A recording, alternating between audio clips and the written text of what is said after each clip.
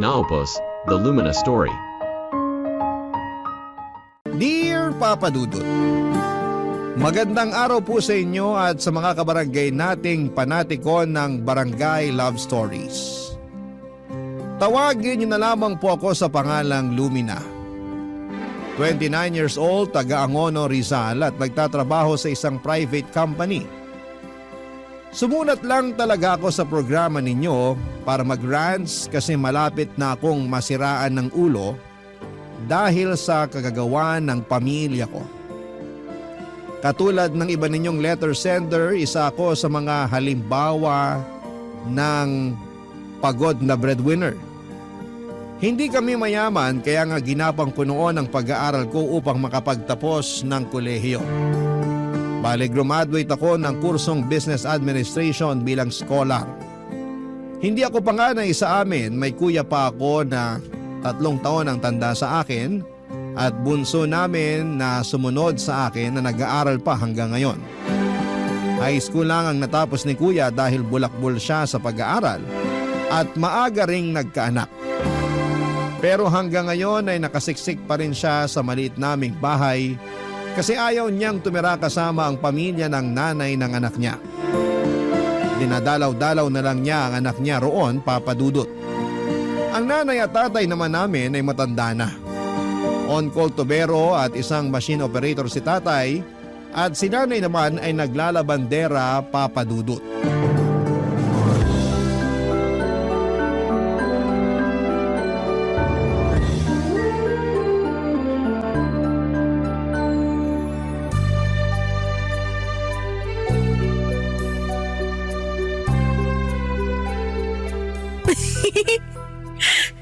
Aliw talaga tong BFF ko. Daming sinesend na kalokohan. Nak, ano yan? Ay, kayo pala, Nay. Oo, naririnig kasi kitang tumatawa dyan, kaya na-curious ako. Galing ako sa paghuhugas ng kinainan natin, kakatapos ko lang halos. Sipag nyo naman po. Dapat ako na lang yung naghugas ng pinggan bago ako matulog. Nagpapatunaw pa po ako kaya tumambay muna ako rito sa sala. Hayaan mo na, ayos na yon. Saka pagod ka, galing kang trabaho, kaya dapat nagpapahinga ka na pag-uwi mo rito. Ayos lang naman po ako.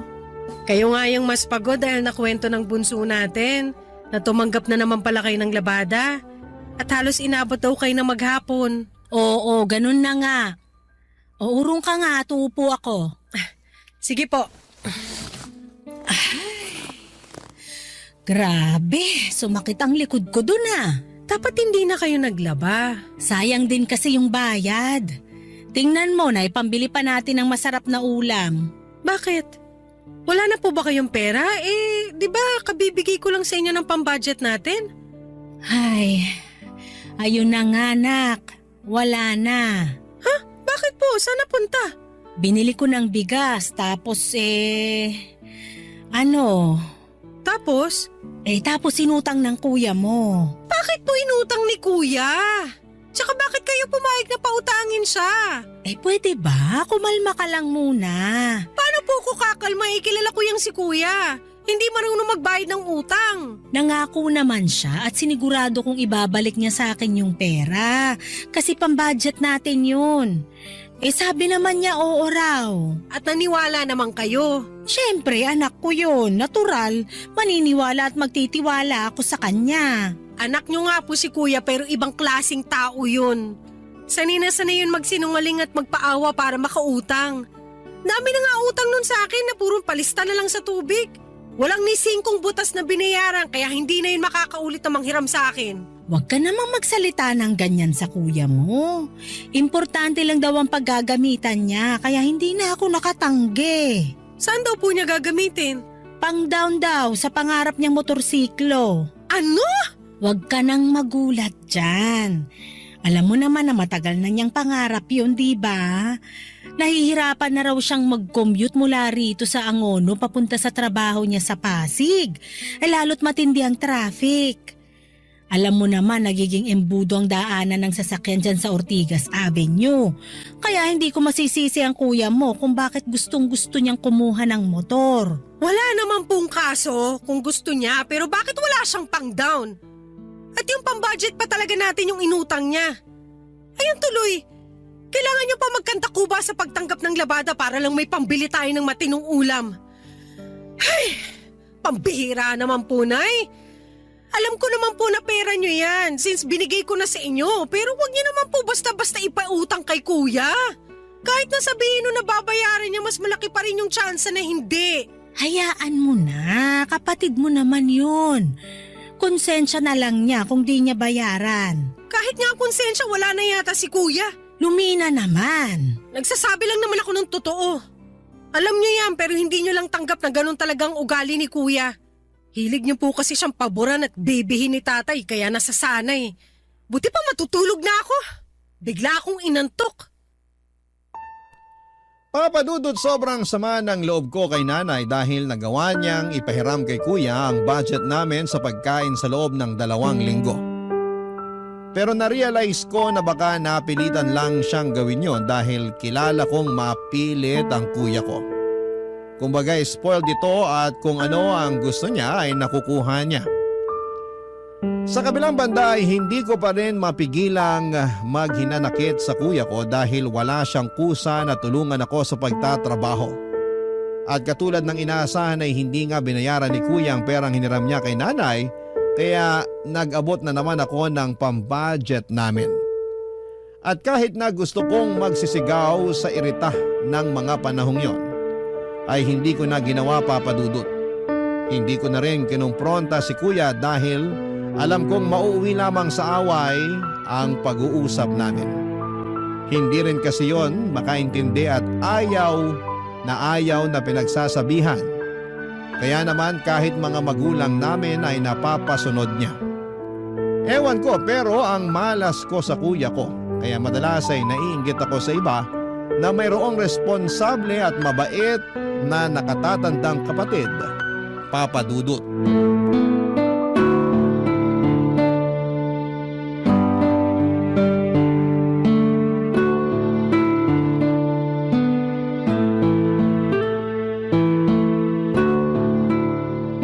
Nak, pwede ka bang makausap? Tungkol saan po, Tay? Nakwento kasi sa akin ng nanay mo na nagalit ka raw nung pinairam niya ng pera yung kuya mo pang down dun sa pangarap niyang motorsiklo. Totoo ba yun? Hindi naman po ako nagalit. Pero sumama po yung loob ko kasi kilala kong sinungaling si Kuya eh. O kita nyo na? Sabi niya babayaran niya sa sweldo niya pero nakalipas na yung 1 linggo wala pa rin siyang inaabot kay nanay. Tapos nung siningil siya, sinabihan lang na ibigay na lang daw sa kanya. Tama po ba yun eh? Pambudget natin yun sa pagkain at ulam dito sa bahay.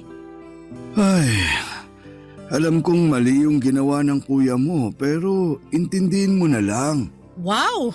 Ako pa po ba talaga yung dapat umintindi? Oo, kasi bago naman siya pairamin ng nanay mo ng pera, kinausap kami ng masinsinan ng kuya mo na gustong gusto na niya raw kumuha ng motorsiklo. Kaso kulang yung pang-down niya kaya hiniram niya yung pambudget na binigay mo sa nanay mo. Alin po yung iintindihin ko doon? Na gustong-gusto na niya? Pero kulang yung pera niya kaya naisip niyang hiramin at hindi bayaran yung perang ibinigay ko kay nanay? Alin po doon yung kaintindi-intindi sa ginawa ni Kuya? Na matagal na niyang pangarap magkamotor. Wow po ulit, Tay, ha? Nakakatawa naman po yun. Anong nakakatawa doon? Napangarap niya, pero hindi niya pinag-ipunan. O kung wala pala siyang pang-down, sana inantay muna niya yung susunod niyang sweldo para makumpleto yung pera niya at hindi niya kailangan manghiram kay nanay. Tapos ngayon ako yung mamomroblema kasi wala na tayong makain dahil wala na rin yung perang pang-budget natin. Pasensya ka na kasi di sapat yung sweldo ko. Lalo't kaunting araw lang ako nakapasok sa trabaho. Gawa nang nagkasakit ako. Wala naman pang problema dun. Okay lang po yun. Pero sana hindi basta-basta naniwala si nanay kay kuya. Lalo na't nuknukan ng sinungaling yung taong yun. Huwag mo namang pagsalitaan ng ganyan ng kuya mo. Pinipilit ko naman pong hindi pero nakakainis pa rin eh. Sabi ng kuya mo, masayang masaya raw siya at lalong na-inspire sa pagpasok sa trabaho dahil may bago na siyang motor. Di ka ba masaya para sa kanya? Mukha po ba akong masaya? Lumina naman. Sorry pero ayoko lang magpaka-plastic, Tay. Ang unfair lang kasi, ako gustong gusto ko na rin kumuha ng motorsiklo noon para hindi na ako magko-commute pero pinagbawalan niyo ako ni nanay kasi ayaw niyong mayroon akong hinuhulugan buwan-buwan. Sabi niyo mahirap magkautang, ganito ganyan, tapos delikado rin magmotor, tsaka takaw disgrasya. Sinunod ko po kayo kasi mga magulang ko kayo at tiniis ko na lang yung pagko-commute kahit mahirap at nakakapagod. Tapos nung si kuya na yung kumuha, ura-urada kayong pumayag at hindi pa kayo nagdalawang isip na ipahiram sa kanya yung pera na kung tutuusin ay galing sa akin. Iba naman kasi yung kuya mo sa'yo. Lalaki yun, tapos babae ka. Siyempre, matatakot kami ng nanay mo para sa kaligtasan mo. Mag-iingat naman po ako at marunong na rin naman ako magmotor. Wala lang po talaga kayong tiwala sa akin, pero pag kay kuya laki ng tiwala nyo. Malaki rin ang tiwala namin sa'yo. Huwag mo ngang sabihin yan. Hindi ko lang po mapigilan. Kasi kahit nung pamani, ramdam ko na mas paborito nyo si kuya kaysa sa akin. Hindi naman po sa panunumbat. Pero kung sino pa yung paborito nyong anak, madalas konsumisyon nyo pa ni nanay.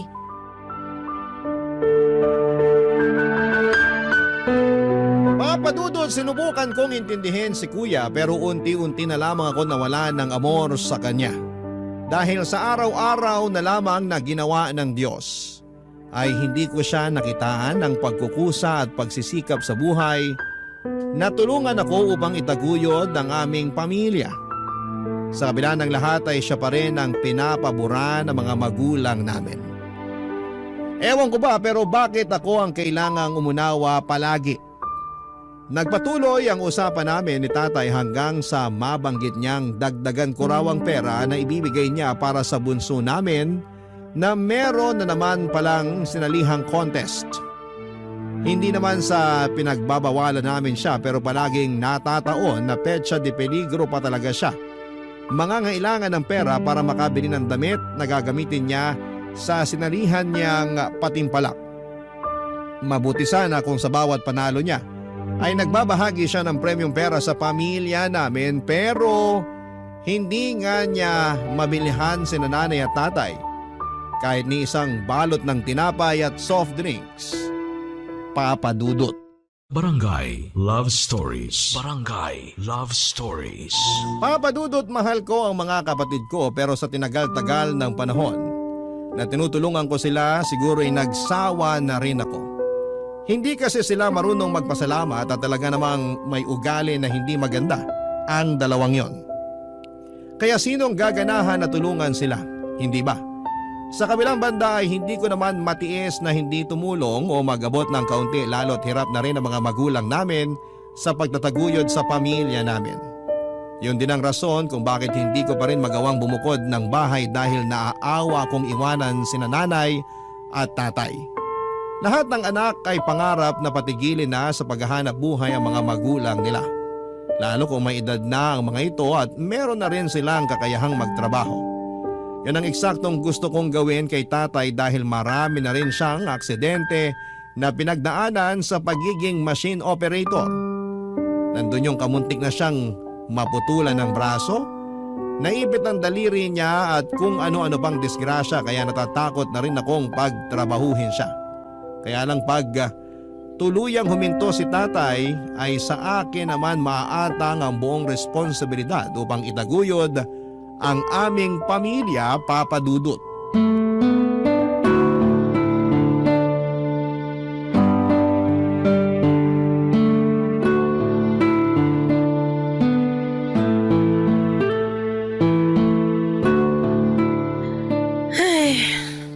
Wow! Buti pa sila nakapag-beach na. Sino nakapag-beach? Nagulat naman po ako sa inyo, Nay. Ay, bawas-bawasan mo kasi ang pagkakape mo. Nagiging magugulatin ka na eh. Nako, wag niyo na po sisihin yung kape. Kasi yun na lang yung bumubuhay sa sistema ko. Kailangan ko ng kape para maging alerto at hindi antukin lalo na sa trabaho. Nakakailang kape ka pa bukod sa iniinom mo rito sa bahay natin tuwing umaga. 4 po yung pinakamarami. Ay, maghunos dili ka nga sa kakakape mo. Masama rin sa katawan yung sobra-sobra. Ayos lang po ko. Tsaka alam ko naman po yun, kaya nga sinusubukan ko na ring bawasan. Siguro nakakadalawa na lang ako. Pero pag di talaga kaya, hanggang 3. Basta bawasan mo kasi nagiging nerbiyosa ka. Ako ay nagpapaalala lang bilang nanay mo. Mahirap na yung may mangyari pa sa yung di maganda kakakape mo. Sinasabihan niyo rin po ba si kuya pag napapasobrang alak niya? Kung uminom yun ng alak parang isda eh. Hindi pa nagtitira ng pang-uwi. Kaya madalas gumagapang. Ay, huwag ka naman magsalita ng ganyan. Ayoko mangyari yun sa kuya mo. Ayoko rin may mangyari sa'yo pag di mo pa binawasan yung kakakape mo. Kayo naman ay, pinag-initan niyo pa yung pagkakape ko. Oh, mabalik tayo dun sa tanong ko. Sino yung sabi mong nakapag-beach na? Yung friend ko po rito sa Facebook. Nagpunta po sila sa isang beach sa Batangas. Maganda naman po doon kasi white sand din. Pero ako pangarap ko sa Boracay talaga pumunta eh. Kaya lang malayo yon, saka magastos. Medyo, kaya nga dapat pag-ipunan po talaga ng gusto. Kaya lang, mukhang hanggang pangarap ko na lang po yon dahil nga hindi ako makapagtabi. Gawa ng kulang pa yung sweldo ko pambigay dito sa bahay. Lalo ngayon na napapadalas pag-a-absent ni tatay sa trabaho kasi nagkakasakit siya. Oo nga eh. Hindi na mawala yung pag-aalala ko dun sa tatay mo, gawa ng matanda na rin. Ay, tungkol naman dun sa sinabi mong hanggang pangarap na lang, pasensya ka na talaga anak. Kung kailangan mong saluhin yung pinakamalaking parte ng responsibilidad para buhayin tong pamilya natin. Pasensya ka na kung nauubos yung pera mong pambigay sa amin kasi nga kulang na kulang talaga kinikita ng tatay mo. Kapag naiisip ko yung pinahiram ko sa kuya mo noon na pang down ng motor niya, tapos di na niya binayaran nalulungkot talaga ako. Hindi na kasi ako nadala dyan sa kapatid mong yan. Masyadong mapilit kaya napipilitan din akong pagbigyan na lang. Wala na po yun. Tapos na yun. Nakapag-move on na ako doon kaya dapat wag niyo na pong isipin yun. Wala na tayong magagawa sa ugali ni kuya. Pilitin niyo na lang na hindi magpadala sa kanya sa susunod kasi dapat kayo pa rin yung sundin niya dahil nanay niya kayo. Tignan niyo ako, hindi na siya makautang sa akin. Kaya nga lagi nga niyang nirereklamo sa akin na di mo na siya pinahihiram. Kasalanan naman niya kasi hindi siya nagbabayad. Hindi naman po ko charity para palagi magbigay. Tsaka may trabaho rin naman siya at kumikita ng sarili niyang pera pero bakit kailangan niya pa mangutang sa akin, di ba? Wala na raw kasing natitira sa sweldo niya kasi mababa lang naman daw ang kinikita niya kumpara sa'yo. Tapos may anak pa siyang sinusustentuhan. Hindi ko na po kasalanan yon kasi choice naman niya yan. O siya, sige. Huwag na natin pag-usapan yung kuya mo dahil baka tuluyan ang masira ang gabi mo. Ayoko namang matulog ka na may sama ng loob sa kanya. Sabi mo nga nakamove on ka na sa ginawa niya. Mga padudot, nagpatuloy ang pag-uusap namin ni nanay hanggang magtapos yon na hiningaan niya ako ng pera pandagdag sa bills. Wala na ako nagawa kasi kulang talaga ang sweldo ni tatay para mabayaran ang mga yon.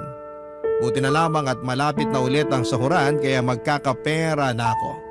At kahit na nakapaglabas ako ng sama ng loob at tampo sa nanay ko, ay hindi pa rin gumaan ang loob ko. Lalo pa ngayon at bumigat nung kinakailangan ko na namang maglabas ng pera upang mabayaran ang bills namin. Ewan ko ba papadudot feeling ko ay ang sama-sama kong anak kasi hindi na nagiging lubos yung kasiyahan ko kapag tungkol sa pamilya ko. Tumutulong ako sa ibang tao kapag nakakaluwag ako pero bakit pagdating sa pamilya ko ay may mga pagkakataon na mabigat sa pakiramdamang pagtulong ko sa kanila. Doon ko na nga kwestiyon ang aking sarili kung tama bang maramdaman ko ang bagay na yon pero hindi nyo rin ako masisisi. Lalo pat nabibigatan na ako sa pagdadala ng buhay. Isang araw ay meron na namang kinaharap na pagsubok ang aming pamilya matapos muling magkasakit ni tatay, Papa Dudut.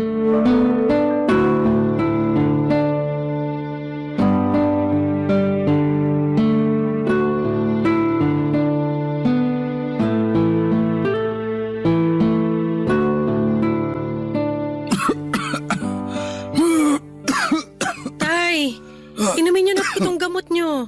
Akin na anak. Kanina pa talaga ako inaatake ng ubo. Halos di na nga ako makahinga. Kaya nga po natatakot na ako Huwag kang matakot. Ayos lang ako. Akin na yung tubig, tsaka yung gamot ko. Ito po. Aalalayan ko na po kayo. Ay, salamat, Lumina. Gusto niyo po bang humiga para makapagpahinga na kayo? Mamaya na. Hindi pa naman ako inaantok, tsaka dito ka muna. Magkwentuhan muna tayo. Sige po. Alam mo namang hindi ko makakwentuhan yung mga kapatid mo. Buti nga ikaw nakakausap ko. Wala naman pong kaso yon, kwentuhan lang pala eh. Basta andito ako sa bahay at kung may oras, bakit hindi, di ba? Ayun na nga. Mga kapatid mo kasi, kahit saglit lang di makausap. Laging busy, lalo na yung bunso. Siyempre, minsan gusto ko namang kumustahin pero pagdating sa mga kaibigan, kaya naman makipag-usap ng matagal. Naku, yung babaeng yun talaga makukutosan ko na eh. Mabilis lang kausap pag may hihingin. Baka ganun na talaga mga kabataan ngayon. Hayaan niyo po kakausapin ko yung bunso natin. Wag na. Baka sabihin nun masyado akong madrama. Tsaka baka lalong mainis sa akin yun. Katulad nung nakaraan na sinubukan kong makipagkwentuhan sa kanya. Talaga? Nainis pa siya sa inyo ng dahil lang doon? Oo, pero ayos na yun. Ay hindi ayos yun, Tay. Mas lalo ko siyang dapat kausapin. Bakit siya maiinis tatay niya kayo? At kung may panahon siya makipag-usap sa mga kaibigan niya, dapat mas lalo siya magkaroon ng panahon na kausapin ng mga magulang niya. Grabe na talaga ugali ng babae niyo, masasabunutan ko na yun. Sabing wag na. Baka mag-away lang kayo. Tsaka ayoko namang ma-stress ka. Hindi na po talaga maaalis stress ko sa dalawa kong kapatid. Pagpasensyaan mo na lang. Nakakasawa na po magpasensya, Tay. Para silang tumatandang paurong eh. Napansin ko rin yan. At yan yung rason kung bakit kahit na matanda na kami ng nanay nyo, ayaw pa rin naming mawala sa mundong ito. Eh wag naman po talaga muna. Pero sa totoo lang, pagod na rin kami anak. Ito, sa'yo ko lang masasabi kasi sa mga anak namin, ikaw lang yung malapit sa amin ng nanay mo. Opo, pero ano po ba yun? Na wala kaming ibang dasal gabi-gabi, kundi magbago na yung mga kapatid mo. Kumbaga, mas maging responsable sila sa buhay at sa sarili nila katulad mo. Lalong-lalo na yung kuya mo dahil may anak na rin siya. Pag nangyari yun, pwede na kaming mawala ng nanay mo. Huwag naman po kayo magsalita ng ganyan, Tay. Hindi pa po kayo pwedeng mawala ni nanay kasi babawi pa po ako sa inyo. Napakarami mo na rin sinakripisyo para sa amin. Hindi mo na kailangang bumawi kasi kung tutusin, hindi mo naman kami responsibilidad.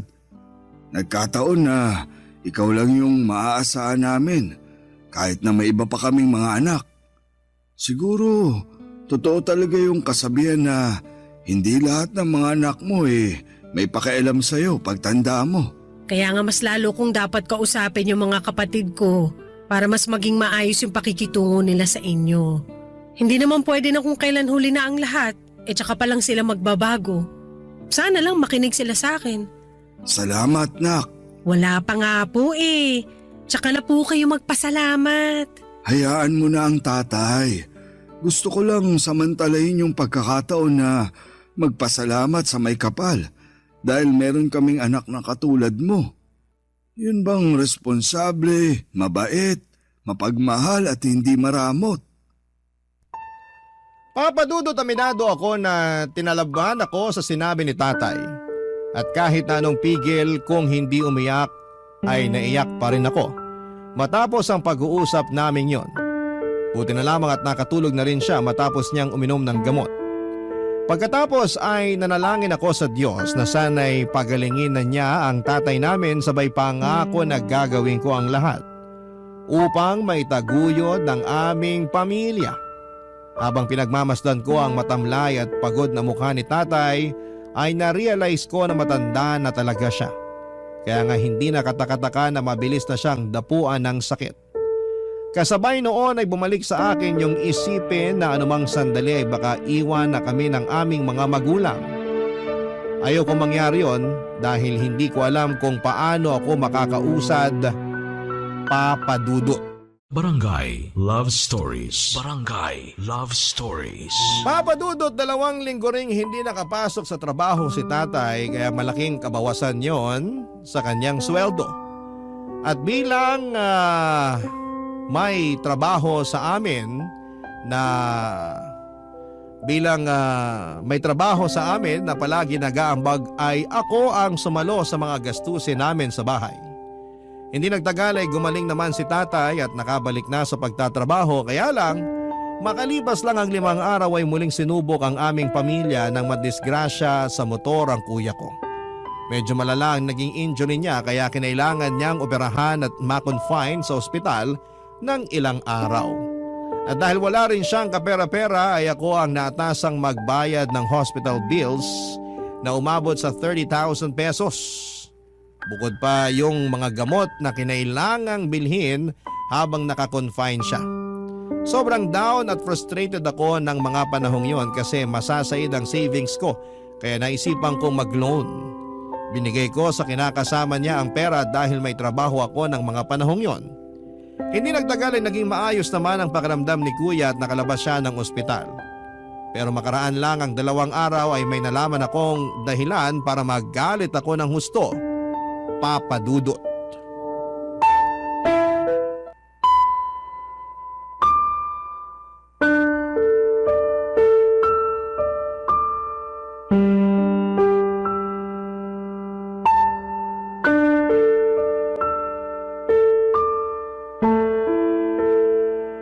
Wow! Kung sinuswerte nga naman talaga si kuya! Nakabili na ng bagong cellphone, nakapagpaayos pa ng motor. At kayo, anong ginawa nyo? Hinayaan nyo lang nahingan kayo ni kuya ng malaking pera pambayad sa bills niya. Meron naman pala siyang nahiraman na! Pasensya ka na, anak. Hindi na namin sinabi sa'yo kasi sabi ng kuya mo, may paggagamitan naman siya ng mahihiram niya sa'yo eh. Tama ang tatay mo. Ilang araw din kasi siyang di nakapasok sa trabaho kaya wala siyang suswelduhin sa pagbalik niya. Desperado na siyang makautang sa'yo pero alam niya na hindi mo siya pauutangin kaya yun na lang yung paraan na naisip niyang gawin. Ayos din talaga kayo, no? Alam niyo ba na inuutang ko lang din yung perang yan kasi nga akala ko walang-wala na talaga tayong maibabayad sa ospital? Sana pala hinayaan ko na lang siya doon na hindi na makalabas habang buhay! Huwag ka namang ganyan sa kuya mo. Kuya mo pa rin yun. Saka nadisgrasya na nga siya eh. Maawa ka naman sa kanya, Lumina. Wow, ha? Ako pa talaga yung dapat maawa? Siya ba? Naawa sa akin? Kayo ba naawa kayo sa akin nung konsentihin niyo na naman yung kalokohan ng anak niyong yon? Kasi kung hindi kayo naawa sa akin, grabe na kayo! Anong klase kayo mga magulang? Kaya nga pasensya ka na. Patawarin mo na kami. Wala na rin kasi kaming nagawa ng nanay mo sa kagustuhan ng kuya mo. Meron kayo magagawa, pero hindi niyo lang po ginagawa kasi natatakot kayo kay kuya. Bakit sino ba siya? Anak niyo lang naman siya, di ba? Magulang kayo, dapat kayo yung nasusunod. Alam naman namin yun, pero... Alam niyo nga pero hirap na hirap pa rin kayo makatanggi pag si kuya ang nagsabi. Kaya kahit agrabyado na isa niyong anak, ayos lang sa inyo. Naisip niyo rin ba kung anong nararamdaman ko? Anak niyo rin naman ako, di ba? Sabi niyo tayo nagpapasalamat kayo sa Diyos dahil meron kayong anak na katulad ko. Yung responsable, mabait at hindi madamot. Pero hanggang kailan ako magiging responsable, mabait at hindi madamot? Kung ganyan kayo sa akin, sobra na kayo. Pasensya ka na talaga. Hindi namin sinasadya ng nanay mo na maging ganito kahinang magulang. Mahal ka namin ng tatay mo dahil anak ka namin. Pantay-pantay ang pagmamahal namin sa inyong magkakapatid. Pantay-pantay? Talaga? Kasi kung totoo man yung sinasabi nyo, hindi ko sana nararamdaman tong ganitong klase ng pakiramdam. Yung batingin ko, hindi nyo talaga ako paborito kasi yung paborito nyo si Kuya. Sunod yung bunso natin, tapos ako na yung pinakahuli. Malapit na tuloy ako maniwala sa sinasabi ng isip ko na hindi nyo talaga ako mahal. Nagkataon lang na may pakinabang ako sa inyo kaya maayos nyo ako pinakikitunguhan. Hindi totoo yan, Lumina. Mahal ka namin ng tatay mo. Tama ang nanay mo. Mahal na mahal ka namin. Ewan ko pero nahihirapan ako talaga na paniwalaan yan. Mas nananaig kasi sa akin yung nangyari. Pasensya na rin kayo kung di pa muna ako kaagad makakausad. Hayaan mo. Ako na ang magbabayad sa hininging pera sa'yo ng kuya mo. Para naman hindi mo na yun problemahin pa. Tsaka kasalanan din naman namin ang nanay mo dahil hindi namin siya pinigilan eh. Oo nga, anak. Hindi na po. Huwag niyo na pong isipin yun. Ilaan niyo na lang yung perang ipambabayad niyo sa mga gastusin sa bahay. Dahil siguradong mababawasan yung mabibigay ko sa inyo. Kasi may babayaran pa akong loan. Papa Dudut, ang sama ng loob ko sa kuya ko dahil nagsinungaling siya sa akin at ganoon din ang ginawa nila nanay at tatay nang konsentihin nila ang anak nila. Pakiramdam ko ay nilamangan nila ako ng sarili kong pamilya at bumalik sa akin ang magkahalong pag-aalala at pagod noong nalaman kong naaksidente si kuya at noong ipaako nila sa akin ang bills niya sa ospital. Kaya nga nakapagsalita na ako ng hindi maganda sa mga magulang ko na agad ko rin namang pinagsisihan. Gustong gusto ko nang umalis sa amin pero paano ko gagawin yon kung simot na simot ang ipon ko ng mga panahong yon. Plus meron pa akong utang na kailangang bayaran samantalang ang kuya ko ay mukhang wala lang sa kanyang nangyari. Mahirap din pala na palagi kanilang nakikitang malakas at mapagbigay kasi akala nila ay hindi ka marunong manghina at mapuno. Pero iniisip ko na lamang na pag-iipunan ko ulit ang perang gagamitin ko para makalis na sa bahay namin kaya hinayaan ko na lamang yung mangyari. Lalo ako naging masipag sa pagtatrabaho pero muli na namang binato ng pagsubok ang aming pamilya nang may ipagtapat sa akin ang mga magulang namin, Papa Dudut.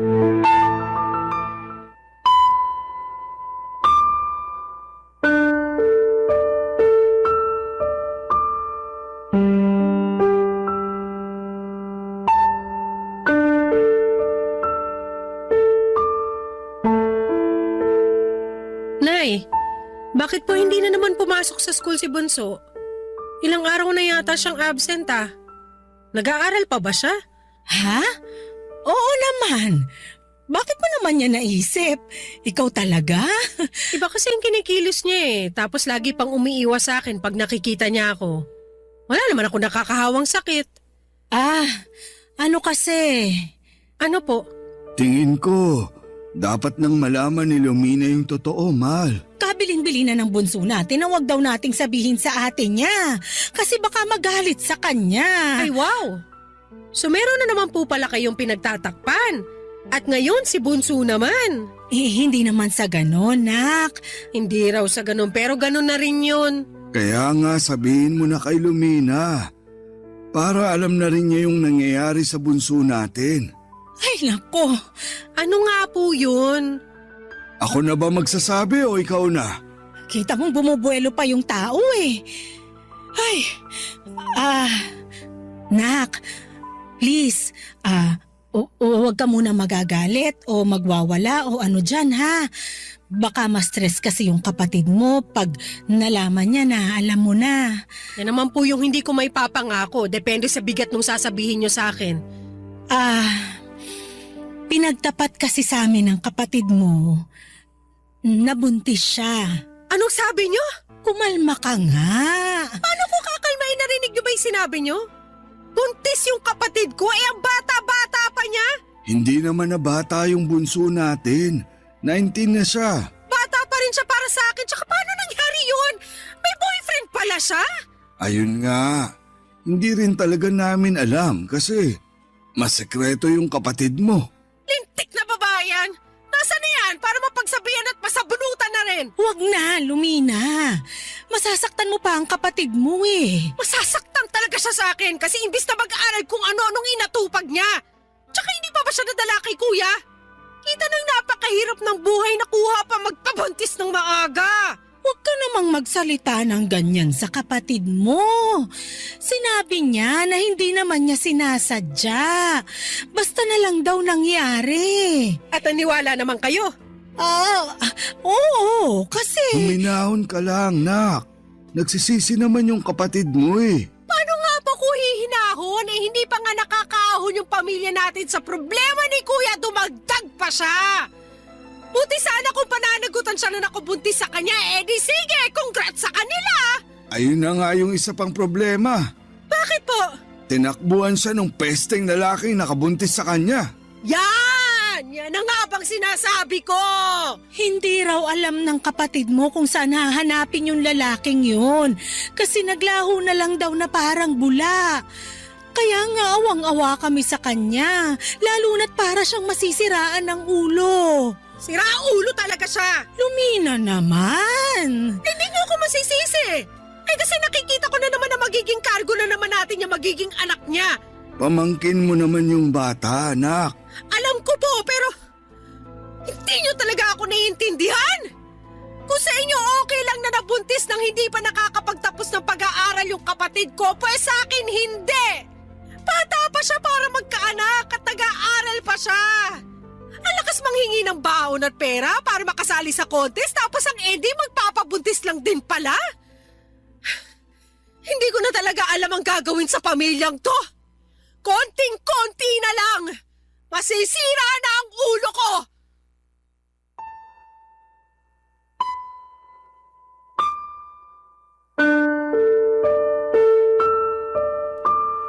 Papa Dudut, hindi niyo ako masisisi kung ganon ang naging reaksyon ko matapos kong malaman na nabuntis ng kung sinong lalaki ang kapatid ko. Alam naman kasi natin ang posibleng mangyari sa oras na magkaanak na siya. Nangihinayang lamang ako sa future niya lalo at may potensyal naman ang kapatid kong yon. Pero alam ko pa rin naman na wala akong kapangyarihan para makita at diktahan ang hinaharap ng isang tao.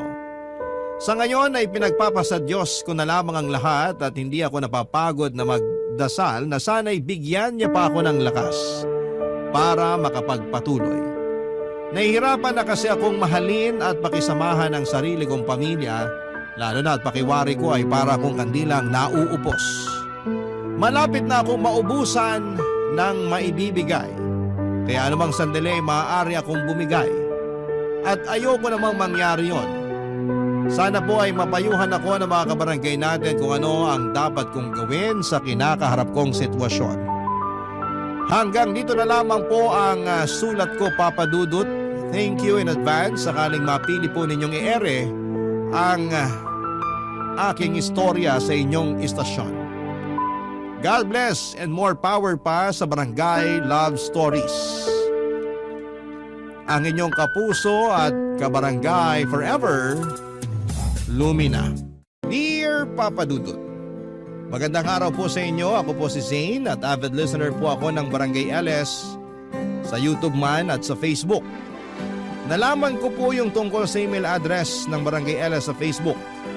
Kaya po naisipan kong ipadala sa inyo ang kwento ng buhay ko kasama ang aking pinakamamahal na mama na si Mama Lydia. Ipagdarasal ko po na sana'y mapili po ninyo ang sulat kong ito. Sinabi ko na rin po kay Mama na magpapadala ako ng sulat sa inyo at natuwa si Mama noong sinabi ko yon. Matagal na po kasi naming pinapangarap na sana'y marinig namin yung kwento ng buhay namin sa radyo. Kaya't sobrang tuwa po namin noong nalaman namin ang tungkol sa email address ng Barangay LS. Si Mama nga po pala ay isang housewife. Pero noong pumanaw po si Papa ay talagang nakita ko kung gaano siya nahirapan. Si Papa po kasi lang ang nagtatrabaho noon para sa amin. At nang mawala siya, doon namin naranasan ang hirap ng buhay. Tandang-tanda ko pa po na may mga pagkakataon na late na ako sa nakakapag-exam sa school kasi hindi pa nababayaran ni Mama ang tuition fee ko. At may mga pagkakataon din na itlog na lang ang kinakain namin dahil kinakapos na kami sa budget. Nang mga panahon na yon, nangungutang na lamang si Mama sa mga kakilala niya para lamang makaraos kami. Pero sa kabila ng lahat ng yon ay nagbago ang aming buhay nang matanggap si Mama bilang isang government employee. Hindi man kami yumaman pero at least ay hindi na kami nahihirapan katulad ng dati. Minsan po ay nararamdaman ko talaga na hindi na nabibili ni Mama ang mga bagay na gusto niyang bilhin. Kasi lahat ng pera niya ay napupunta lamang sa mga gastusin namin sa bahay. Kaya po ipinangako ko sa sarili ko na kapag nakapagtapos ako ng kolehiyo, magtatrabaho ako ng maigi para maibigay ko kay Mama ang lahat ng mga bagay na matagal na niyang pinapangarap. Ang pinakamalaking pangarap ko po talaga para kay Mama ay ang madala ko siya sa mga lugar na matagal na niyang gustong bisitahin. Bilang pasasalamat na rin sa lahat ng sakripisyo at pagmamahal na ibinibigay niya sa akin. Papadudot, ang totoo po niyan, tuwing umuuwi si Mama galing sa trabaho ay hindi ko po maiwasang maging malungkot. Kasi nakikita ko sa mga mata niya ang hirap ng pinagdadaanan niya sa pang-araw-araw.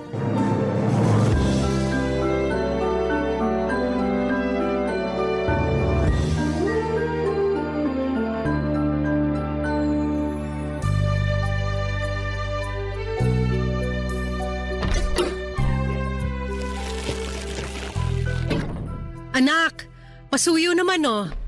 Akin na po, Ma. Tulungan ko na po kayo. Ba't ang dami niyo naman yata ang pinamiling groceries? Natanggap ko na kasi yung sahod ko, kaya ayan. Pinamili ko na rin dyan yung mga paborito mo. Nga pala, kumusta ka sa school kanina? Okay naman po. Medyo stressful lang kasi ang dami kong projects.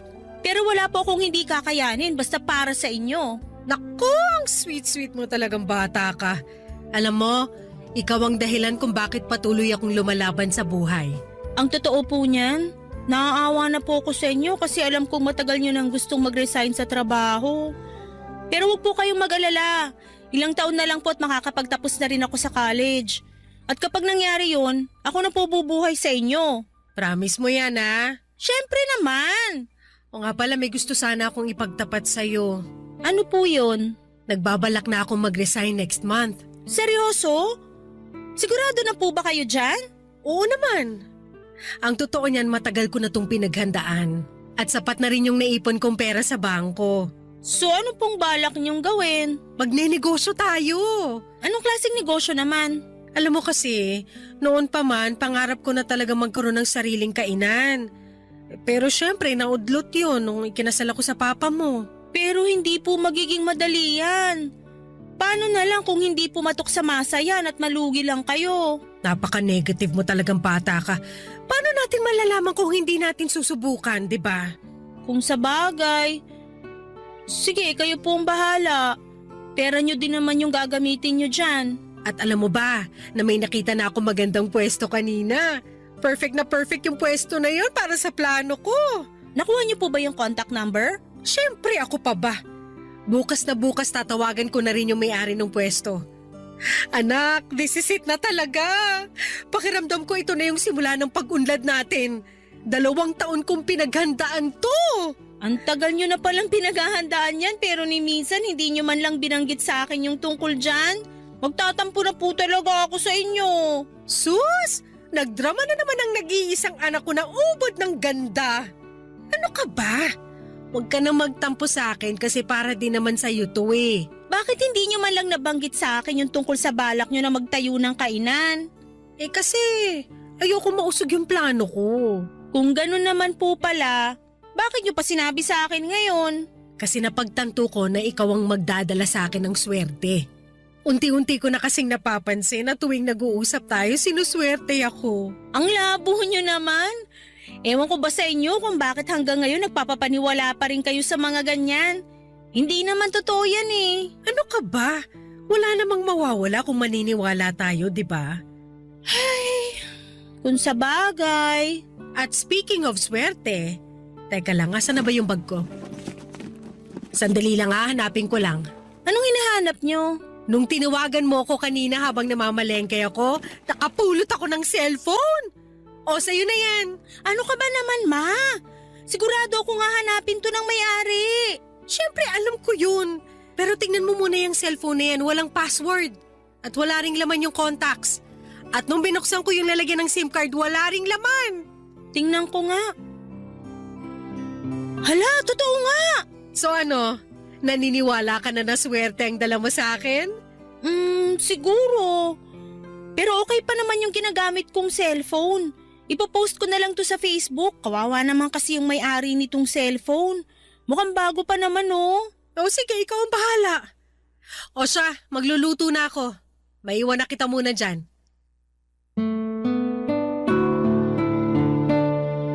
Habang nagluluto si Mama ng gabing yon ay naisipan ko pong i-post sa Facebook yung cellphone na nahanap niya. Marami pong nag-attempt na i-claim yung cellphone pero hinanapan ko talaga ng resibo yung mga gustong kumuha. Kasi yun lang po ang paraan para mapatunayan na sila nga ang tunay na nagmamay-ari ng cellphone. Pero wala pong nakapagpakita sa akin ng resibo. Kaya hanggang ngayon ay nasa drawer ko pa rin yung cellphone. Anyway, Papa Dudut, sobrang mapamahiin po talaga si Mama. Naniniwala po talaga siya na tuwing tinatawagan ko siya ay sinuswerte siya. Natatawa at hinahayaan ko na lamang po si Mama sa mga gusto niyang paniwalaan kasi alam ko naman na harmless yon. Hindi ko na rin po siya masisisi kasi yung henerasyon niya ay lumaki sa mga ganitong paniniwala at pamahiin. Hinahayaan ko na lamang po siya kasi wala naman pong masama sa mga pamahiin na gusto niyang paniwalaan niya. Kaya't iniintindi ko na lamang. At tungkol doon sa plano ni Mama makalipas ang ilang buwan, natuloy na po yung plano niyang mag-resign sa trabaho at tinuloy po niya yung pangarap niyang magtayo ng sarili niyang kainan sa pwestong nagustuhan niya. Tandang-tanda ko pa noong mga panahong yon ay hindi po sapat yung savings ni Mama para ipatayo ang kainan. At nagkautang pa po siya para lamang maipatayo yung kainan. Pero sa kabila ng lahat ng hirap at sakripisyo ay nagbunga po ang lahat. Ang kainan po ni Mama ay nag-boom at mukhang hindi po nagkamali si Mama sa desisyon niyang iwanan ang trabaho niya bilang government employee para sa pagnenegosyo. Napakasaya po namin kasi talagang napatunayan ni Mama na kaya niyang magtagumpay sa sarili niyang diskarte at sipag. At kung akala niyo po na nabawasan na yung stress ni Mama simula nung nagnegosyo siya ay nagkamali po kayo. Mas lalo pong dumoble yung stress niya kasi may mga tao na siyang tinututukan at habang tumatagal ay dumadami din yung mga customers namin. Yung kainan po namin ay 15 minutes lang ang layo sa bahay namin. Kaya kapag wala akong pasok ay tumutulong ako doon. Kadalasan po ay tumutulong ako sa mga tauhan ni Mama na nagsiserve ng pagkain. Naglilinis ng mga mesa, nagwawalis at kung ano-ano pa. Aaminin ko na nakakapagod yung negosyo na yon pero masasabi ko rin po na worth it ang lahat ng pinagdaanan ni Mama para lamang maipatayo ang kainan namin, Papa Dudut.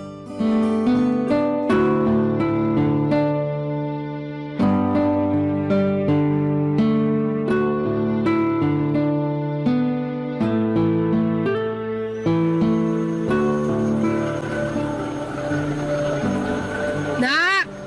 Ma, may sinasabi po kayo? Patayin mo nga muna yung vacuum.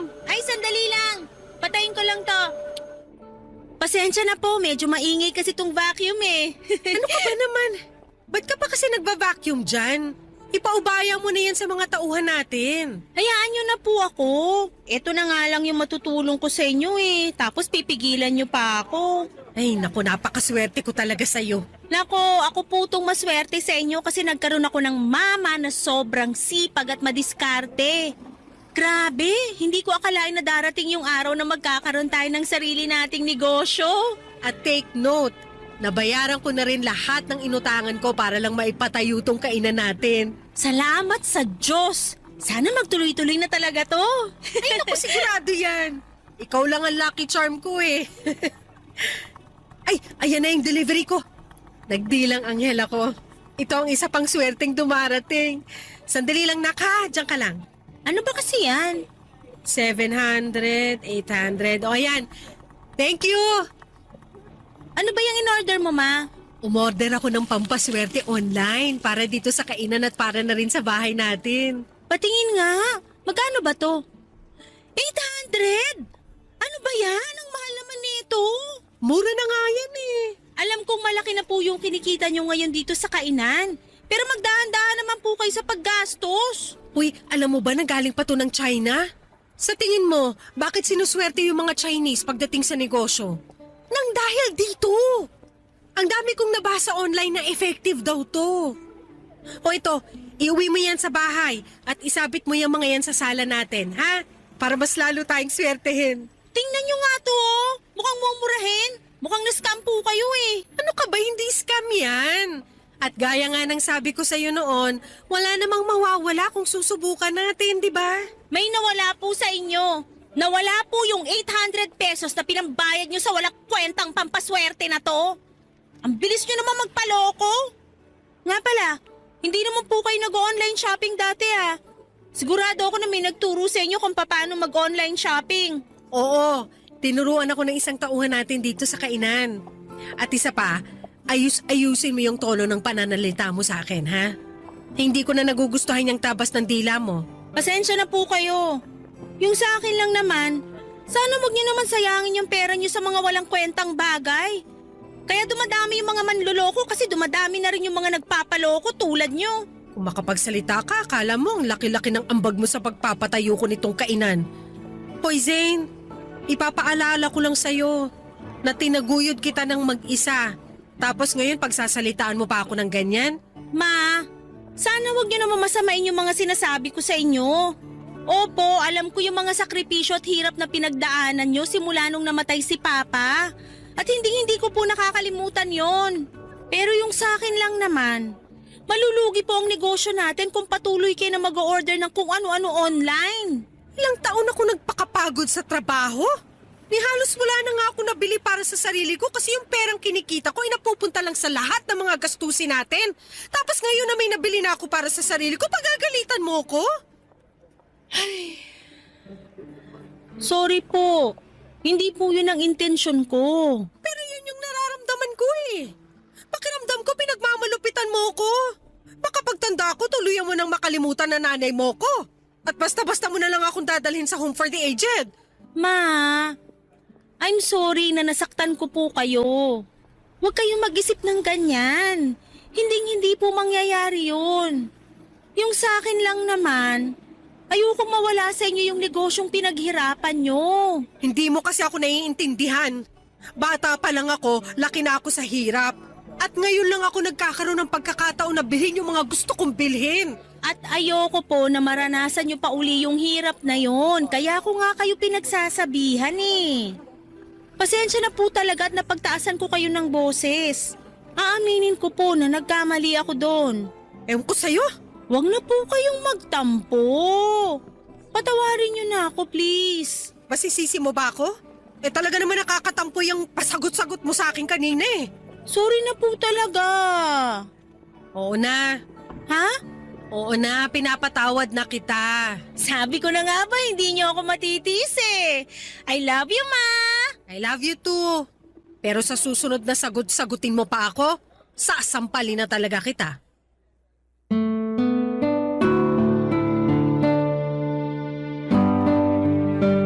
Buti na lang po talaga at nagkabati kami kagad ni Mama noong araw na yon. Pero Papa Dudut, siguro naman ay naiintindihan ninyo kung saan ako nang gagaling, hindi ba? Oo, siguro yung maliit lang na halaga yung 800 pesos para gawing malaking issue. Pero ang ayoko lang talagang mangyari ay yung mag-aksaya si Mama ng pera para sa mga nakikita niya online. Ang mahirap kasi sa ibang mga matatanda ngayon, lalo na sa mga hindi masyadong techie, ay mabilis silang nagpapaniwala sa mga nakikita sa online. Kaya minsan ay nagiging target na sila ng mga scammers. Kaya kung may mga seniors man na nakikinig dyan, ang advice ko lamang po ay kung may gusto kayong bilhin online, mag-research muna kayo ng mabuti bago ninyo bilhin ito. At mas maganda po kung may mga anak o kaibigan kayong makakatulong sa inyo para alamin kung legit o fake nga ba ang isang produkto. Lumipas sa mga araw at mas lalo kong napapansin na dumadami yung mga ino-order ni Mama online. Mabuti sana kung may kwenta yung mga binibili niya, pero sa totoo lang, Wala talagang kakwenta-kwenta yung mga pinamimili ni Mama. Naku Papa Dudut, matatawa kayo sa mga binibili ni Mama. As far as I remember, bumili siya ng pang-crack ng itlog, tapos bumili rin siya ng machine na nag-slice ng mga saging at bumili pa ng napakaraming toilet paper na nag-glow in the dark. Aabutin tayo ng magdamag kung iisa-isahin ko po yung mga walang kwentang bagay na binibili ni Mama. Maniwala po kayo, ginawa ko na talaga ang lahat para pigilan si Mama sa pag-online shopping niya. Pero tuwing sinusubukan ko siyang pigilan, nag-aaway lamang kami at nagkakasamaan ng loob, Papa Dudut. Barangay Love Stories. Barangay Love Stories. Himala na lang po talaga at hindi pa nalulugi ang negosyo namin sa dami ng mga pinamimili ni Mama.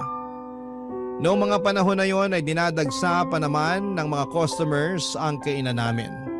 Kaya yung perang winawaldas ni Mama sa mga walang kwentang bagay ay nababawi rin naman niya kaagad. Pero Papa Dudut, ang totoo, ang hirap po talaga.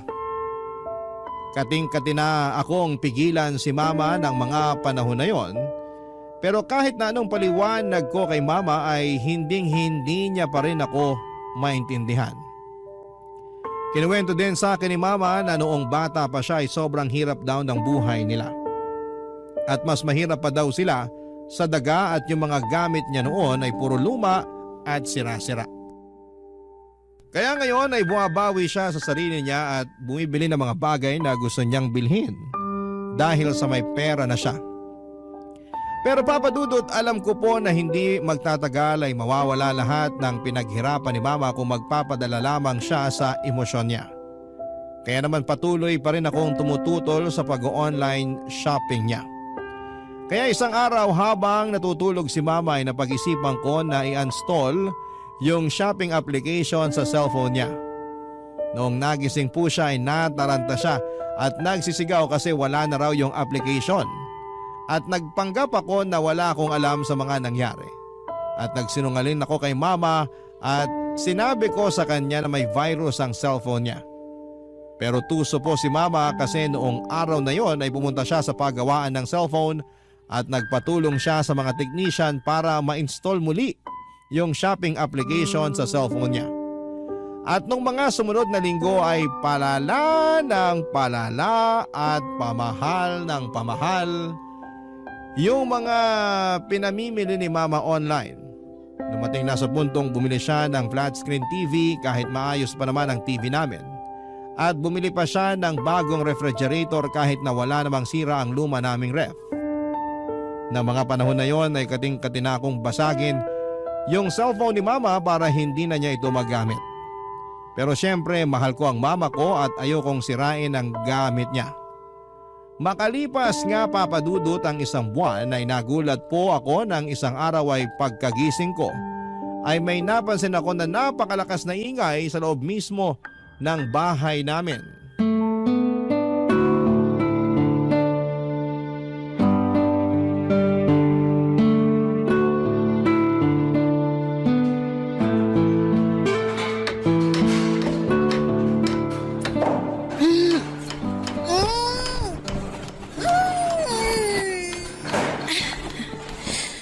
Ano ba naman yan? Ang ingay!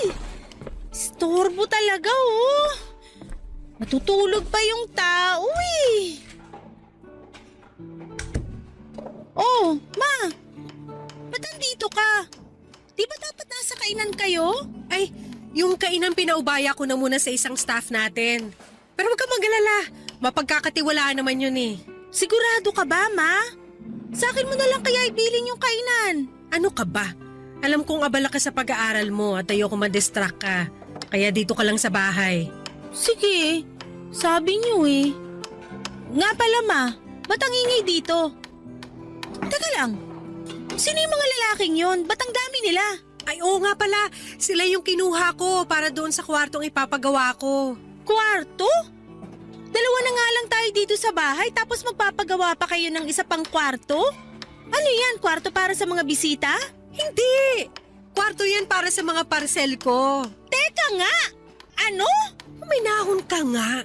Sabihin niyo sa akin na nagbibiro lang kayo, Ma. Mukha ba akong nagbibiro? Mamimili ako ng mga bagong gamit online at doon ko ilalagay ang mga ipapamili ko sa bago nating kwarto.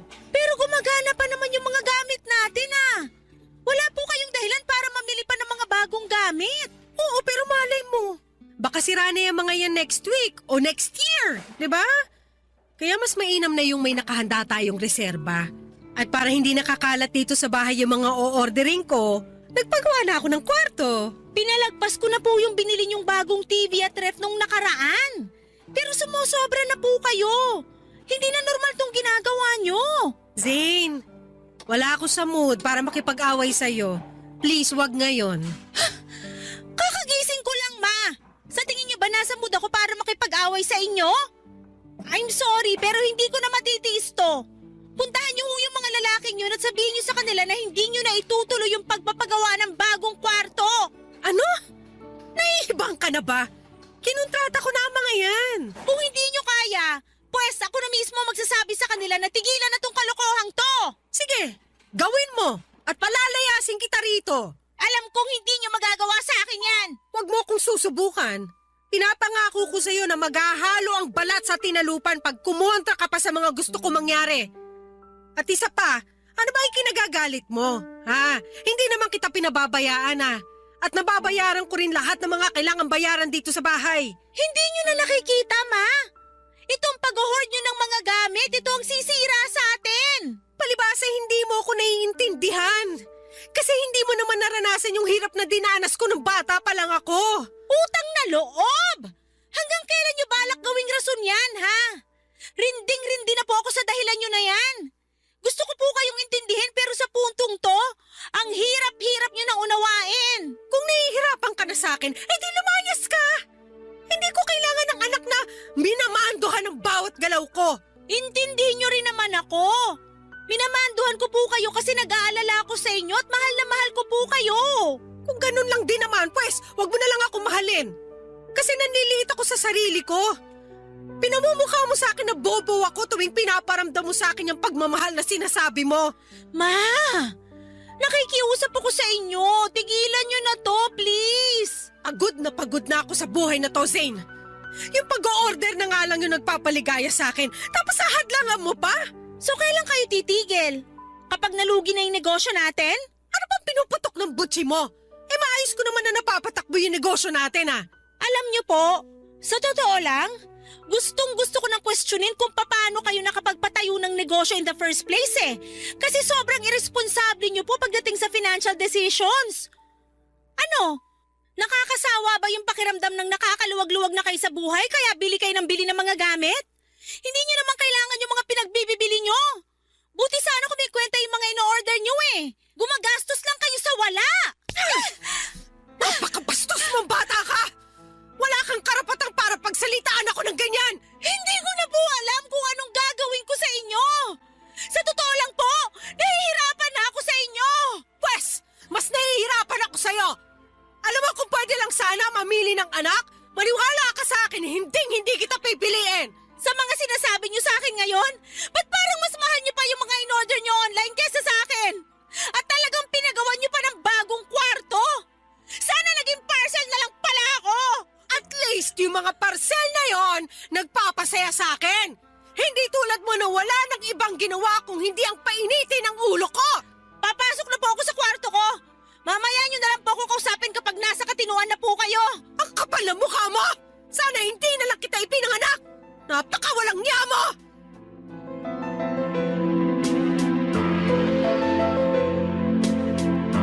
Hanggang ngayon ay sobrang nakokonsensya pa rin ako sa kung papaano ko sinagot si Mama noong araw na yon.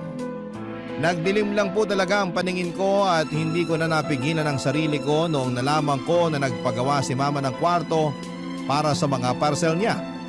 Hindi ko matanggap na patuloy pa rin siyang nagbubulag-bulagan sa pagiging hoarder niya, Papa Dudut. Kaya napag-isipan ko po na mag-research tungkol sa kondisyon ni Mama. Nang tinignan ko sa internet ay napag-alaman ko na ang tawag pala sa kalagayan ni Mama ay hoarding disorder at isa itong mental health condition. At alam ko rin po na kapag sinabi ko kay mama na kailangan niya nang magpatingin sa isang professional ay hinding-hindi siya papayag. Kaya hindi na ako nag-abala na sabihin kay mama na may mental illness siya. Gulong-gulo din po ako noon dahil nagsisimula ng humina ang kita namin sa kainan. Sa totoo lang ay normal naman sa negosyo magkaroon ng mga panahong matumal ang benta at hindi sana yon magiging malaking problema pero naging malaking problema siya dahil umabot na sa puntong nangungutang na si mama ng pera para lamang makapag-online shopping. Doon ko po talaga napagtanto kung hindi ako kikilos at kung hindi ko tutulungan si mama na tigilan ang bisyo niya sa pag-o-order ng mga gamit online ay pareho kaming pupulutin sa kangkungan. Kaya hindi na po ako nagdalawang isip na gumawa na ng paraan para maagapan ang sitwasyon bago pa ito lumala. Isang araw ay pumasok po ako sa kwartong pinagawa ni mama at pagbukas ko ng pinto ay nakita ko ang mga parcel na nakatambak. Ang mas nakakapanlumo pa dyan, Papa Dudut, ay madami pang parcel na hindi nabubuksan ni mama. Sobrang bigat po ng pakiramdam ko ng araw na yon. Pero alam ko na kailangan ko itong gawin hindi lang para sa negosyo namin, kundi para na rin sa kapakanan ni mama, Papa Dudut.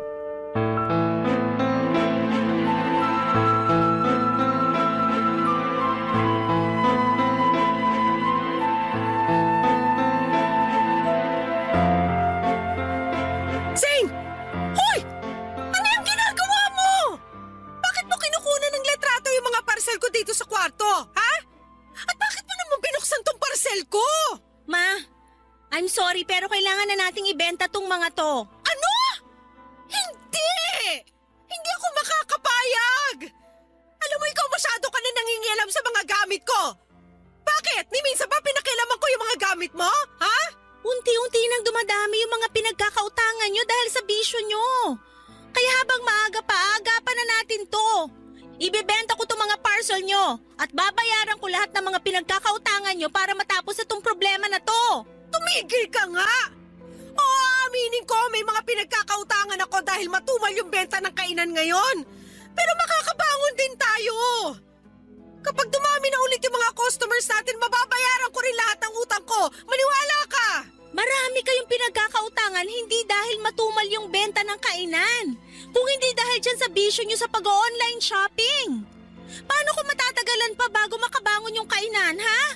Ano, aantayin nyo pa ba na tamaan kayo ng kidlat bago nyo maisipang magdasal?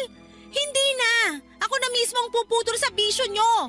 Ipopost ko na to at ibebenta natin lahat ng mga gamit dito sa ayaw at sa gusto nyo. Hindi ko hahayaang basta-basta na lang na ibebenta ang mga gamit ko. Wala kang karapatang magdesisyon para sa akin. Naman!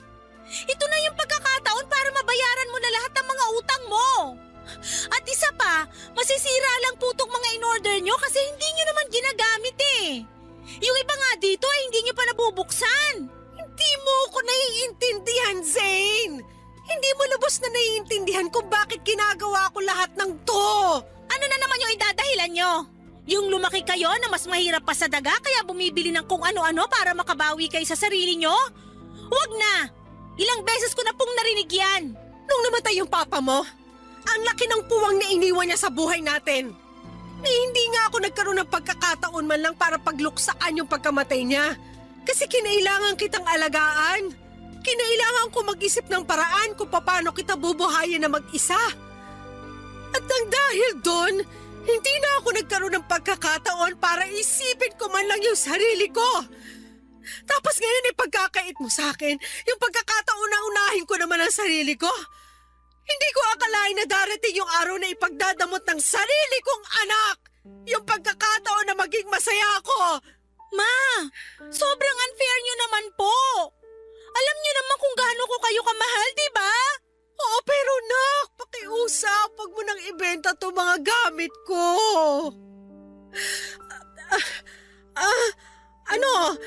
Pinapangako ko sa'yo na huling-huli na to. Hindi na ako mag-order ng kung ano-ano online. Pangako sa'yo yan. Sigurado na ba yan? Oo naman. O, eto yung cellphone ko. Gawin mo na kung anong gusto mong gawin dyan. Maniwala kayo sa akin. Para sa inyo rin tong gagawin ko. Bakit? Anong balak mong gawin? I-delete ko na po yung account nyo kung saan kayo namimili ng mga gamit. Sobra naman ata yan, Nak. Dapat nga matagal ko nang ginawa to eh. Baka naman, Ano? baka naman pwede mo akong pagbigyan. Huli na talaga to. Naman! Please. Isang order na lang talaga. Sige na naman, payagan mo na ako. I'm sorry po, pero hindi pwede. O ayan, na-delete ko na rin yung account nyo sa wakas. Ito na po yung cellphone nyo. Nakakapanghinayang naman. Tingnan nyo nga itong mga gamit nyo sa kwarto na to. Kung may dapat man kayong panghinayangan, yun eh yung pera na nasayang sa kaka-online shopping nyo. Oo na, sige na. O ba't kanya ka makatitig sa akin? Ma, wag na wag po kayong magkakamali na gumawa ng bagong account. Sinoli ko po sa inyo yung cellphone nyo. Wag nyo naman sanang sirain yung tiwalang binibigay ko sa inyo. Oo na. Pangako hindi na ako gagawa ng account. At parang awa nyo na. Sana bayaran nyo na po yung mga pinagkakautangan nyo kapag nakaluwag-luwag na kayo. Huwag ka mag-alala, ako nang bahala dyan. Sigurado naman ako na makakabangon din yung kainan eh. Sana nga talaga. Pero di bale, ang mahalaga ngayon hindi na uli kayo makakapag-order ng kung ano-ano online. Nga po pala, siguro mas makakabuti kung gawin na lang nating guest room tong kwarto na to. Sayang naman po kung gagawin nyo lang tong bodega, di ba? Pero gusto kong nakikita yung mga pinamili ko sa kwarto na to. Ma, sana wag niyo masamain tong sasabihin ko sa inyo, ha? Ay, ayaw ko na sanang sabihin to eh. Pero mukhang wala na akong choice. Bakit? Ano ba yun? Yung pag-hoard nyo kasi ng gamit, sa tingin ko hindi na normal yon. At pakiramdam ko makakatulong kung pupunta tayo sa doktor. Hoy Zane! Namimili ako ng mga kung ano-ano pero hindi ako baliw! Kalimutan nyo na lang po yung sinabi ko. Baka kung saan pa mapunta tong usapan na to. Tulad ng inaasahan ko ay nagalit si Mama nung sinabi ko sa kanya na isang mental illness ang pag-hoarding ng gamit. Pero makalipas ang ilang araw ay napansin ko na palagi nang nakatutok si Mama sa negosyo namin. Pero tuwing nasa bahay siya ay napapansin ko rin na parang hindi siya mapakali, Papa Dudut. Minsan ay nakikita ko sa mga mata at kilos niya na miss na niya yung pag-online shopping. Naiintindihan ko naman si Mama at medyo nakukonsensya din po ako na dinilit ko yung account niya sa shopping app. Kasi alam ko kung gaano siya kasaya kapag nakakapamili siya ng mga gamit niya. Pero alam ko rin naman na ginawa ko yon para sa ikabubuti niya. At para naman hindi na ma-bored si Mama sa bahay ay hinikayat ko na lamang siyang lumabas-labas kasama ang mga kaibigan niya. At ipaubayan na lamang muna sa isang mapagkakatiwalaan na tauhan namin yung kainan at mukhang nakatulong yung advice na yon.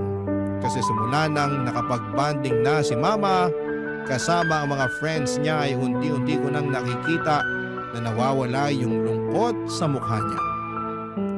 Hindi na rin naman buwabata si Mama, Papa Dudut, at sa tingin ko ay deserve naman niya yung makapag-enjoy at magkaroon ng oras para sa sarili niya. Kasi sino ba namang anak ang gustong makita ang mama niya na nakatunganga sa bahay at nai-stress palagi sa pagpapatakbo ng negosyo? Masakit para sa akin yon kasi ayokong nakikita si Mama na malungkot o parang napapaligiran ng mga problema. Kaya't nag-decide akong hikayatin siyang lumabas, magpahinga at magsaya. Kasi bilang isang anak ay gusto ko naman na makita siya na masaya at puno ng buhay. At ng mga panahon na yon, Papa Dudut, mga kabarangay, ay masasabi kong tuluyan ng iniwan ni Mama ang mundo ng online shopping. Barangay Love Stories. Barangay Love Stories. Habang tumatagal ay mas lalong lumaki ang social circle ni Mama at marami na rin siyang nakikilalang ibang tao at masaya ako para sa kanya.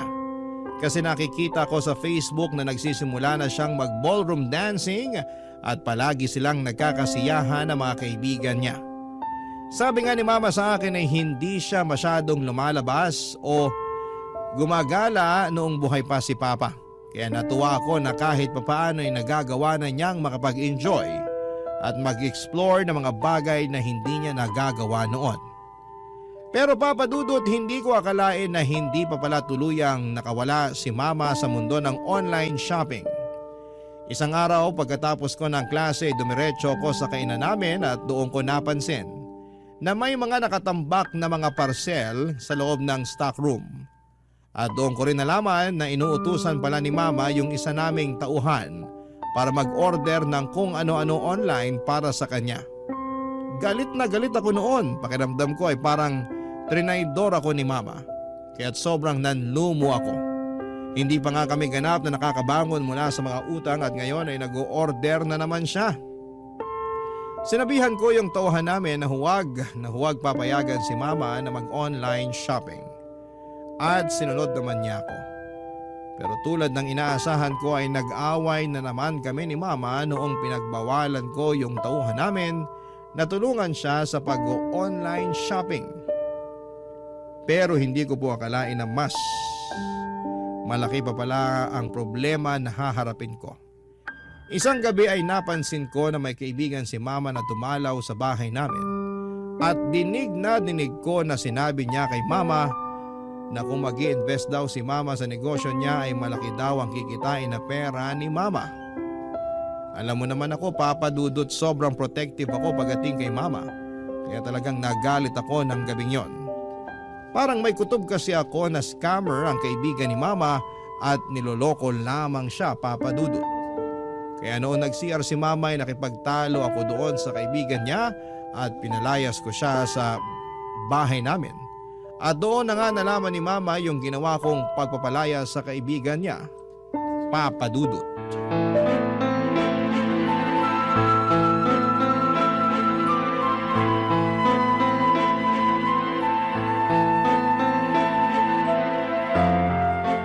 Zane, asan na yung Yung kaibigan niyo po na inaalo kayo mag-invest sa negosyo niya? Pinalayas ko na. Ano? Bakit mo naman ginawa yun? Hindi pa ba malinaw sa inyo na niloloko lang kayo nung tao na yon? Manaman, tama na. Hindi niyo na nga tinigilan yung pag-online shopping tapos ngayon magpapaloko na naman kayo? Kailan po ba kayo matatauhan? Yung taong tinatawag mo manloloko, yung taong pinalayas mo, kaibigan ko yun! Napakawalang modo mo!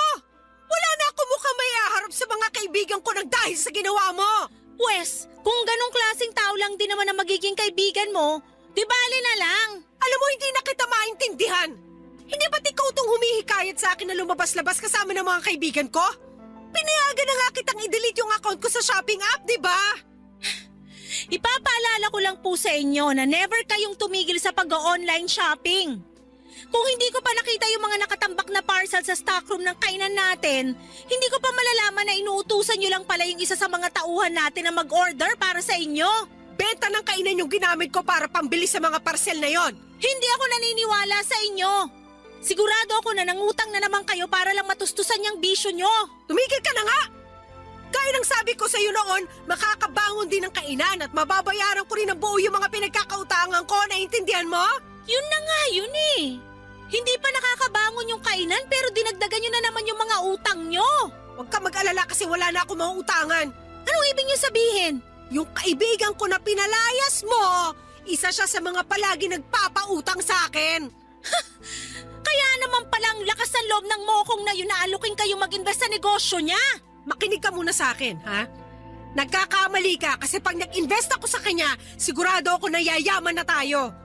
Ipinaliwanag niya sa akin ang lahat at ang laki ng tubo na makukuha ko sa negosyo niya. Imposible po yan. Please lang, huwag na kayong magpapauto sa taong yun. Mas maliwanag pa sa sikat ng araw na scam yung inaalok niya sa inyo. Ang totoo niya? Ma, huwag mo sabihin na... Oo, nakapag-invest na ako. Binigay ko na sa kanya yung 40% ng bayad ko. Diyos ko naman! Ano ba tong gulo na pinasok nyo? Maniwala ka. Ito nang simula ng pagyaman natin, anak. Sana ginamit nyo na lang yung perang yun para mabayaran yung mga utang nyo. Hindi ka naman kasi nakikinig eh.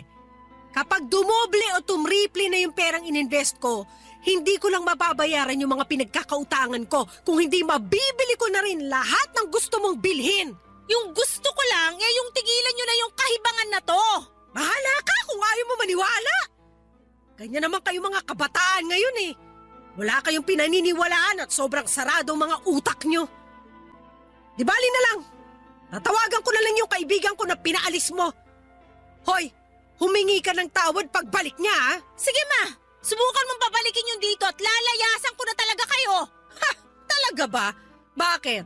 Kaya mo na ba ang sarili mo? Mas pipiliin ko pang matulog sa lansangan kaysa makita kayo na unti-unting nasisira dahil sa mga pinaggagawa nyo. Gusto mong lumayas? O di kunin mo yung mga gamit mo at umalis ka rito. Kung tutuusin, mas mabuti nga kung lumayas ka ngayon mismo eh. Nang sa ganoon, hindi ka na makita ng kaibigan ko pagbalik niya rito. Nakakahiya yung ginawa mo sa kanya. Mukhang nakapagdesisyon na nga kayo. Hindi niyo po alam kung gaano kasakit para sa akin na makita na unti-unti niyo sinasayang ang lahat ng mga pinagpaguran niyo. Gusto mo malaman kung anong sayang? Yung pagpapaaral ko sa'yo. Kasi lumalaki kang bastos at walang modo. Sana lang talaga, wag dumating yung araw na magsisi kayo pero huli na. Kung may pinagsisisihan man ako, yun na yung naging anak pa kita. Namimihasa ka na sa pambabastos mo sa akin? Hindi ka na naawa sa akin? Hindi niyo ba nakikita na ginagawa ko lahat ng to dahil mahal na mahal ko kayo? Ginagawa mo lang ang lahat ng to dahil ayaw mo ako maging masaya. Ang gusto mo lang ay yung nabibigay ko sa iyo yung allowance mo. Ganun ba talaga kababaw ang tingin niyo sa akin? Oo! Kasi kung mahal mo ako, hindi mo ako pagbabawalan sa mga bagay na nakakapagpasaya sa akin. Ayoko na po. Wala nang patutunguhan tong usapan na to. Siguro panahon na para maghiwalay muna tayo. At saan ka naman pupunta? Bakit? May pera ka? Doon na muna ako sa best friend ko. I'm sorry, pero aalis na ako. Tatawagan ko na lang po kayo. Nang gabing yon ay umalis ako sa bahay namin at dumiretso na ako sa bahay ng best friend ko. Yun na ata yung pinakamahirap at pinakamasakit na desisyon na nagawa ko. Yung iwanan si mama, pero ang sakit din na kababae kong tao ay hinayaan lamang ako ng nanay ko na umalis at iwanan siya. Hindi man lang niya ako inalo. Pakiramdam ko na mga oras na yon ay okay lang sa nanay ko na may mangyari sa akin na kung ano.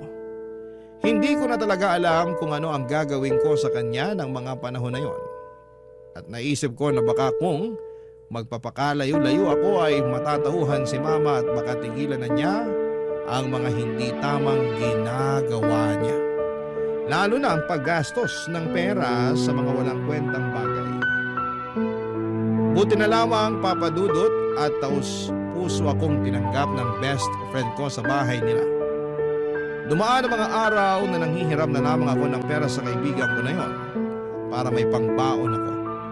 Mabuti na lamang at hindi pa due yung tuition ko noon kasi kung hindi ay baka hindi ko napanindigan yung desisyon kong layasan si mama. At kahit wala na ako sa bahay namin ay patuloy pa rin akong nagtitext at tumatawag kay mama. Pero hindi siya sumasagot at palagi niyang pinapatay ang tawag ko. Okay lang sa akin yon kasi at least alam ko na ligtas si mama at wala akong dapat na ipag-alala. Kasi napapatay niya pa yung mga tawag ko. Pero syempre kahit na ganoon ay hindi ko pa rin maiwasang mag-alala. Minsan ay gusto ko nang umuwi pero pinipigilan ko ang sarili ko. Sabi ko sa sarili ko ay hindi ako uuwi hanggat hindi nagbabago si mama. At tuwing wala akong pasok ay dumadaan na lamang ako sa kainan namin at doon ako nagtatanong sa mga tauhan namin tungkol kay mama. Ang sabi nila ay okay naman daw si mama at wala naman daw akong dapat na ipag-alala. Pero isang araw ay tinawagan ako ni mama at pinapauwi na niya ako. Kaya nagpasalamat ako sa best friend ko na pinatuloy niya ako sa bahay nila. At nung umuwi na ako sa bahay namin ay doon ko nalaman ang tunay na kalagayan ni mama, Papa Dudut.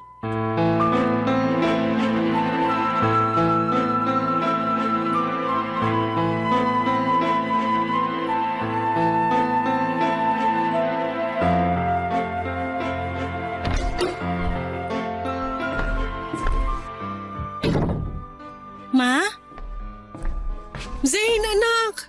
Anong nangyari? Ba't kayo umiiyak? Yung perang ininvest ko, wala na! Ang laking halaga nun! Yan na nga ba sinasabi ko eh. Patingin ako ng cellphone nyo. Eto! Pambihira! Wala na! Pinlock na kayo ng mokong na yon. Pati yung iba pa mga kaibigan namin, hinikayat niya rin na mag-invest sa kanya, tinakbuhan niya rin. Ano nang gagawin natin? Huwag niyo na muna pong isipin yon. Baka mas lalo kayong ma-stress. Anak, sorry sa lahat ng mga nagawa at nasabi ko sa'yo. Sising-sisi ako na hindi ako nakinig sa'yo. Akala ko kasi pinaghihigpitan mo ko eh, kaya ayaw mo ko maging masaya. Naman. Ikaw na nga lang ang meron ako eh. Sa tingin niyo talaga magagawa ko yon? Kung ganun, bakit mo ko nilayasan? Nagawa ko lang naman yun kasi nawawasak na yung puso ko tuwing nakikita ko kayo na winawaldas yung mga pinaghirapan nyo sa mga walang kwentang bagay. At ngayong naiintindihan ko na kung bakit mo ko pinagsasabihan noon. Pero wala na yung perang ininvest ko, nak. Natangay na ng manluloko na yun. Di bali na lang po. Yung perang nawala sa inyo, pwedeng-pwede natin kitain uli yun. Pero pag kayo namatay sa stress, yun ang hindi ko kakayanin, ma. Mahal na mahal ko po kayo. Mahal na mahal din kita. Mapapatawad mo pa ba ako sa lahat ng mga nasabi at nagawa ko sa'yo? Ang totoo niyan, dapat ako nga itong humihingi ng tawad sa inyo eh. Oo, alam kong mali yung ginagawa niyong pagsasayang ng pera. Pero dapat hindi ko kayo binastos. Dapat kinausap ko na lang kayo ng maayos. Sising-sisi din po ako sa kung paano ko kayo sinagot-sagot noon. Paano mo naman ako kakausapin ng maayos? Eh hindi nga kita pinapakinggan noon, di ba? Basta ma, lagi niyong tatandaan na kakampi niyo po ako, okay? Makakaasa ka na simula sa araw na to. Magtitiwala na ako sa'yo. Mabuti naman po kung ganun. Narinig ko nga din pala sa mga tauhan natin na pumunta ka raw sa kainan para itanong sa kanila yung tungkol sa lagay ko. Anak, thank you talaga ha. Ngayon alam ko na mahal mo ako. Hindi naman po kasi nawala yung pagmamahal ko sa inyo eh. At wag na rin po kayong manghinayang dun sa pera na nawala sa inyo kasi sigurado ako na makakaahon din yung kainan natin. Ay nako, panigurado yan kasi hindi ko nasasayangin ang pera natin sa mga walang kwentang bagay. Pangako po yan? Oo, pangako. Eh paano kung binobola nyo lang pala ako? O eto, kunin mo tong cellphone ko, itapon mo na rin yan. Ayan na naman kayo eh. Nako, sigurado ako na ipapadaan nyo na naman sa mga tauhan natin yung pag-o-order nyo online. Ay nako, hindi na. Alam mo hanggang ngayon, sinisingil pa rin ako ng mga pinagkakautangan ko. At na-realize ko rin na ayoko na ng ganong klaseng buhay. Di bali nang hindi tayo mayaman, basta wala tayong utang. Alam nyo ma, proud na proud ako sa inyo. Ay, nga pala, Ano po yon? pumapayag na ako na dalhin mo ko sa psychiatrist. Seryoso po kayo? Oo naman. Ma, may lagnat po ba kayo? Pinaprank nyo lang yata ako eh. Loko-loko ka talagang bata ka. Aaminin ko na hanggang ngayon gustong-gusto ko pa rin mag-online shopping. At alam ko na hindi mawawala tong kagustuhan ko mag-online shopping kung hindi ako hihingi ng tulong. Nananaginip ba ako? Oh, Ay ayan. ma, makakurot naman. Buo na ang desisyon ko na magpatingin sa psychiatrist. Basta sasamahan mo ko ha. Oo naman po, walang problema yan. Alam mo ba, nung nawala ka, na-realize ko rin na ang lungkot pala ng buhay ko. Hindi ko kakayanin kung wala ka. Kaya wag mo na akong iiwan, ha? I'm sorry po kung nagawa ko yun. Promise ko po sa inyo na hindi na mauulit yon. I love you, anak. I love you too, ma. Payakap naman ako.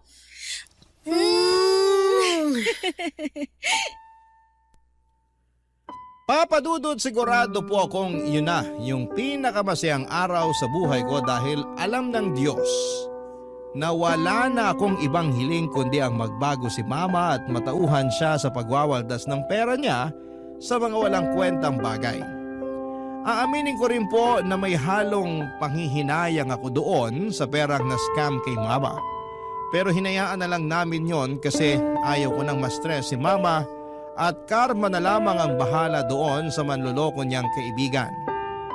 Iniisip ko na lamang na at least ay natauhan na si mama pagkatapos niyang may scam. At ngayon po ay okay na kami ni mama at unti-unti nang nakakabangon ang kainan namin. Mas nagiging maingat na si mama sa paggastos at sa tulong ng psychiatrist, mas naintindihan na ni mama kung bakit siya nag-hoard ng mga gamit at natutunan na niya kung paano iwasan at kontrolin ang nararamdaman niya. Lalo na yung hiling niya sa pag-online shopping. At dahil na rin sa tulong ng psychiatrist ay tuluyan ang iniwanan ni mama ang mundo ng online shopping. At abala na si mama ngayon sa pagbayad doon sa mga pinagkakautangan niya. Proud na proud po talaga ako sa character development ni mama. At pinangako ko rin sa sarili ko na kapag nakapagtapos na ako ng pag-aaral, magpo-focus ako sa kainan namin at sisikapin ko na mapalago ito ng maayos. Nga po pala Papa Dudut, lilinawin ko lang. Hindi ko po sinasabi na masama yung pag-online shopping ha, pero gaya nga noong narinig kong quote, too much of everything is bad. Kaya para sa mga kabarangay ko na nakakaranas ng pinagdaanan ni mama, ang advice ko lamang po, kung napapansin ninyo na parang nag-hoard na kayo ng gamit, seryosohin nyo po ito. Hindi po ito simpleng hobby lang ha, kundi isang seryosong kondisyon na pwedeng makaapekto sa mental health and financial situation ninyo. At palagi po nating tatandaan na hindi sa dami ng gamit nasusukat ang kaligayahan ha, kundi sa peace of mind at mga tamang desisyon sa buhay. Papa Dudut, maraming salamat po at sana po'y mabasa at mapili po ninyo ang kwento ng buhay ko. God bless and more power sa Barangay LS. Ang inyong kapuso at kabarangay forever, Zane.